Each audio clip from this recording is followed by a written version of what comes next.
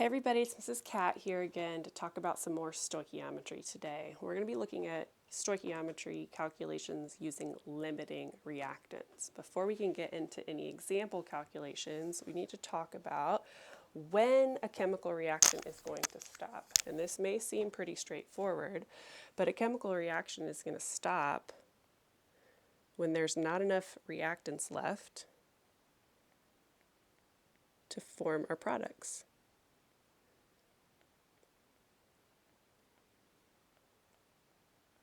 And this is going to be pretty understandable.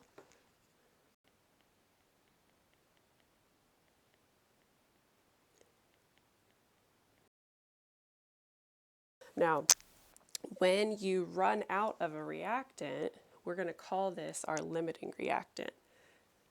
This also will determine how much product you can make. So we're going to define our limiting reactant as what's used up completely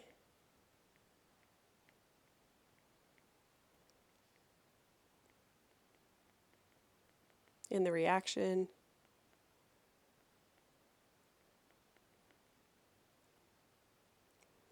and it's what determines how much product can form.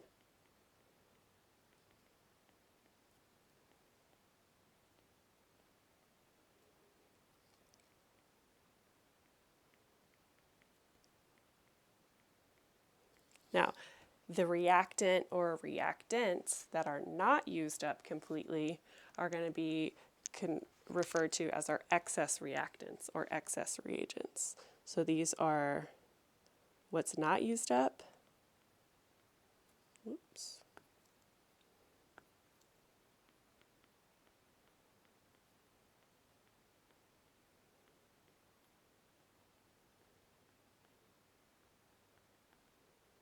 And it's left over.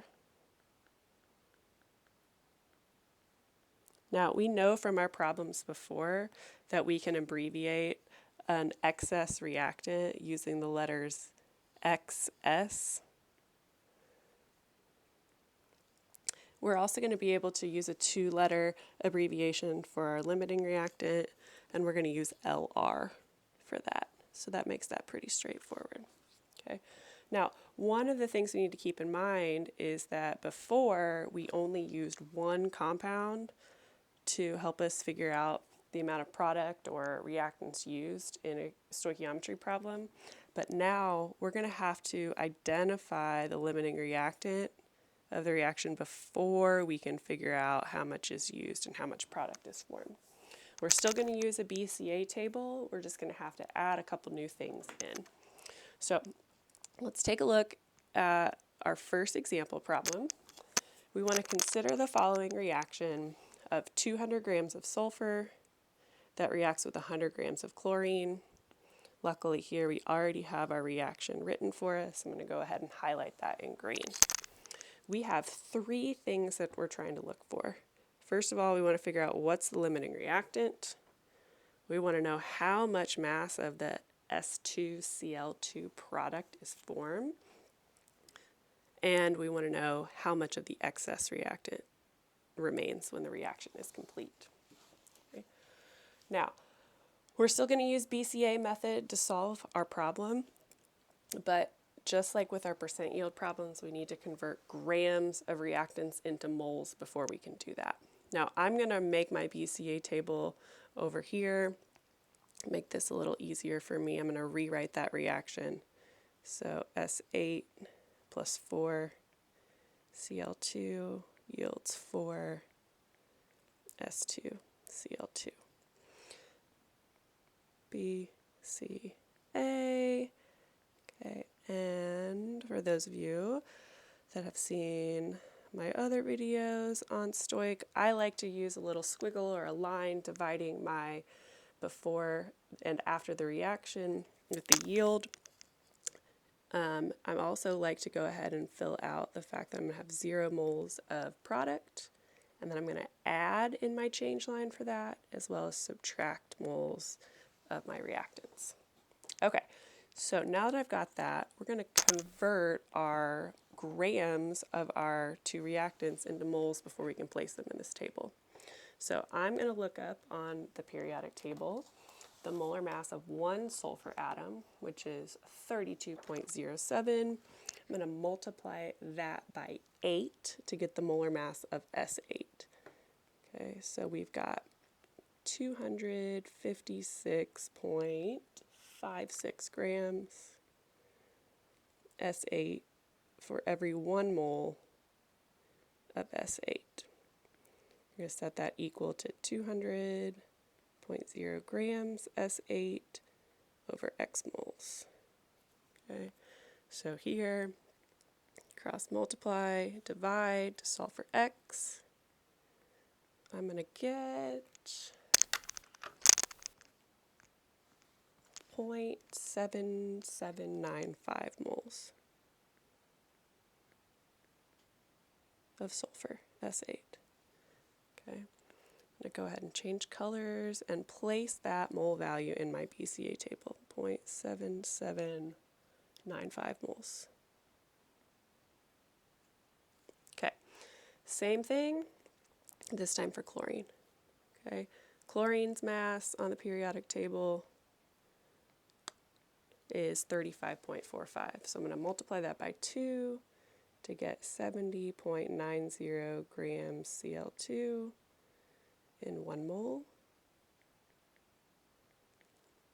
This time we have 100.0 grams of Cl2, and we're looking for the number of moles. Still going to cross multiply, divide in our proportions like always. And this time we're going to get 1.4104 moles of chlorine. Okay. Now notice I'm taking at least the same number of significant figures that I'm given in the problem that I'll need to round to. I'm not rounding to less. So I'm going to keep my decimal places the same, which is why I took an extra sig fig here. So make this 1.40.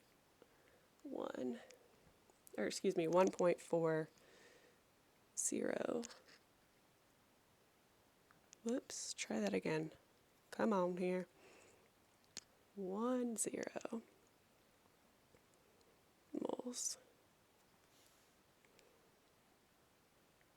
Okay. Now that I have this, here's the big difference. It's not clear which of our two reactants we want to use to figure out how much product we can form. So there's a few different ways that you can do this. I'm going to show 2 different examples in the first and the second example problem. Okay.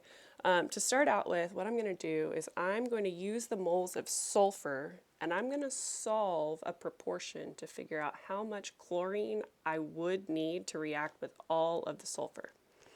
So I've got that 0.7795 moles of S8. If I'm going to use up all of that, I want to know how many moles of Cl2 are going to also be used. Now I'm going to use a mole ratio to figure this out. So I've got 1 mole of S8 for 4 moles of Cl2. Cross multiply, divide. What we're going to get here is, double check my math, 3.118 moles of Cl2 that are needed to react with all of the sulfur. So what we want to look at now is the amount that we just calculated compared to what we actually have in our BCA table.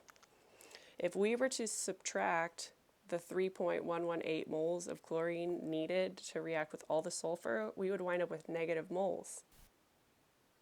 So this shows us that the sulfur cannot be the limiting reactant, because that would give us negative moles of chlorine, and that's not possible due to the law of conservation of mass. So we're going to want to use the chlorine as our limiting reactant. So I'm going to go ahead and show that by showing that we're going to use all of that up. So I know I'm going to use the 1.4104 moles all the way up. And now we've got to figure out what the change is going to be for the sulfur as well as for the S2Cl2. That one's going to be a little easier because you can see that the ratio of the chlorine to the product S2Cl2 is exactly the same, so our mole value is going to be the same, 1.4104 moles. Okay, we can fill out our 4104 moles here. Okay, to figure out what the change is going to be in the sulfur, we're going to need to set up one more proportion. So if I have chlorine that I'm using as my limiting reactant, I want to set up one proportion where I know I'm going to use 1.4104 moles of chlorine, and I want to figure out how much of the sulfur, S8, is going to be used if we react all the chlorine. So using our mole ratios again, 4 moles Cl2 for 1 mole of S8. We're going to cross multiply, divide, and we're going to get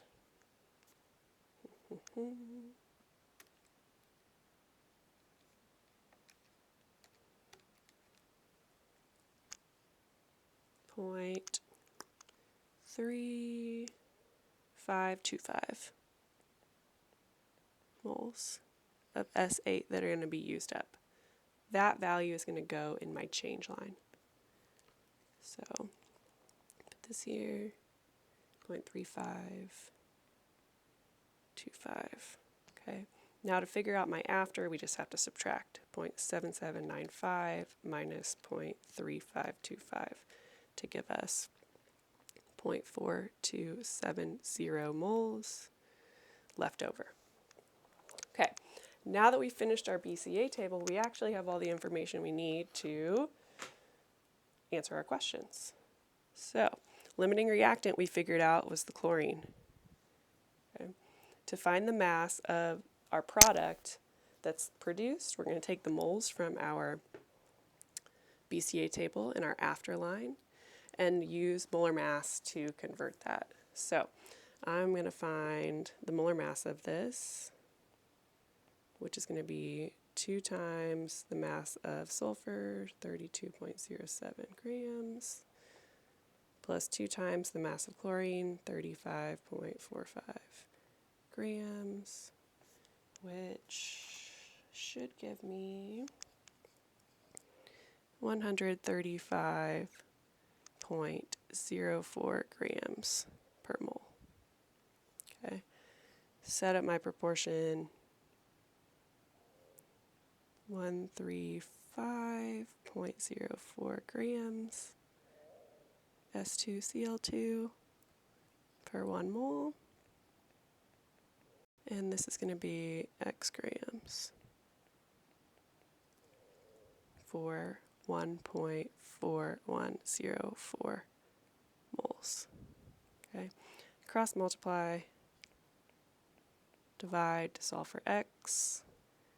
We should get X equals, now this is where we're going to run around to our sig figs, which should be 4 here. I'm going to get 190.4 grams of S2Cl2. To find out how much excess is left, same process. We're going to use our mole ratio, or molar mass, excuse me, to find the number of grams that's left over. So here our excess reactant is the sulfur, so we're going to use 256.56 grams S8 for 1 mole of S8, and I've got 0.4270 moles of that left over.